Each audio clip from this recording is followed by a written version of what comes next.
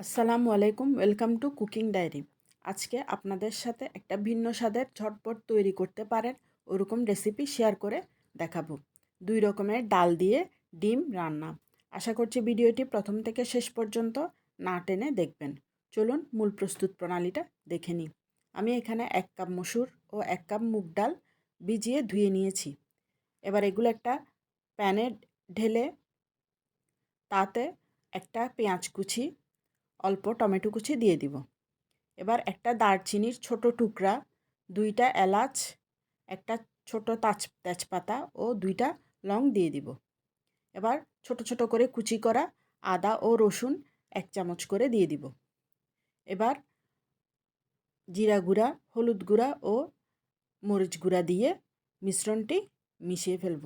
আমি এখানে জিরা, হলুদ ও মরিচ গুঁড়া 1 চামচ করে দিয়েছি। এবার পর্যাপ্ত পরিমাণ পানি দিয়ে 15 থেকে 20 মিনিটে হাই ফ্লেমে ডালটা সিদ্ধ করে ফেলব। এখানে আমি কোনো ধরনের তেল ব্যবহার করিনি। এবার ডাল সিদ্ধ হয়ে গেলে তাতে লবণ দিয়ে দিব। চলুন নেক্সট স্টেপে যাওয়া যাক।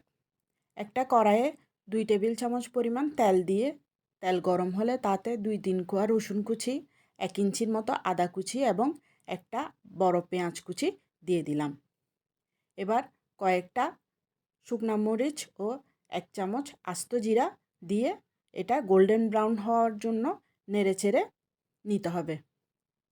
এ পর্যায়ে একটু গোল্ডেন ব্রাউন হয়ে আসলে তাতে 1 চামচ গরম মশলা, 1 চামচ গোলমরিচের গুঁড়া এবং হাফ চামচ মেথি দিতে হবে। এবার কয়েকটি কাঁচামরিচ দিয়ে এগুলো নেড়েচেড়ে নিতে হবে। এবার আগে থেকে সিদ্ধ করা একটা ডিম গোল গোল করে কেটে দিতে হবে। ডিমটাই এখানে স্বাদটা বাড়াতে সাহায্য করবে।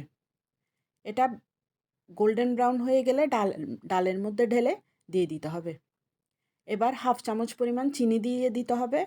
নেড়েচেড়ে ধনেপাতা দিয়ে গরম গরম পরিবেশনের জন্য নামিয়ে নিতে হবে 2 ধরনের ডাল ও ডিমের রেসিপিটা। এই রেসিপিটা যে কোনো কিছু দিয়ে আপনারা খেতে পারবেন। আশা করছি আপনাদের ভালো লাগবে।